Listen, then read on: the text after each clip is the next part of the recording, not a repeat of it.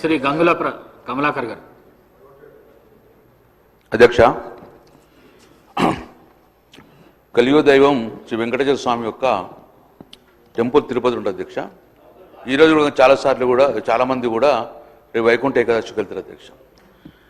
నా రిక్వెస్ట్ ఉంది అధ్యక్ష, జీరోగా భావించకుండా ముఖ్యమంత్రి గారు కూడా హౌస్లో ఉన్నారు కాబట్టి మనం తిరుపతికి వెళ్ళినప్పుడు చాలా కూడా అకామిడేషన్కి ఇబ్బంది అవుతుంది అధ్యక్ష.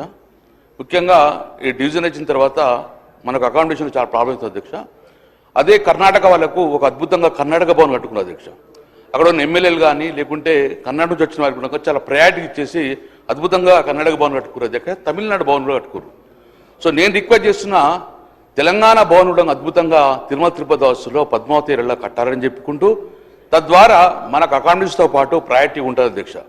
తర్వాత అధ్యక్ష, గౌరవ కేసీఆర్ ముఖ్యమంత్రి ఉన్నప్పుడు ముఖ్యంగా తిరుమలతో పాటు శబరిమల కూడా చాలా పవిత్రమైన ప్రాంతం కాబట్టి శబరిమల కూడా మన తెలంగాణ బాగుండాలని చెప్పేసి అప్పుడున్న కేసీఆర్ ముఖ్యమంత్రి మమ్మల్ని పంపడం వల్ల డెలిగేషన్ అక్కడ 5 ఎకరాల భూమిలో మనము చూచుకున్నాం అధ్యక్ష. ఆ గవర్నమెంట్ కేటాయించింది 5 ఎకరాల భూమి.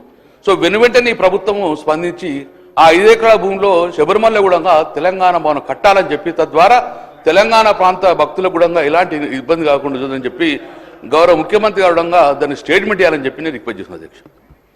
మంత్రి గారు. నోటెడ్ అధ్యక్ష.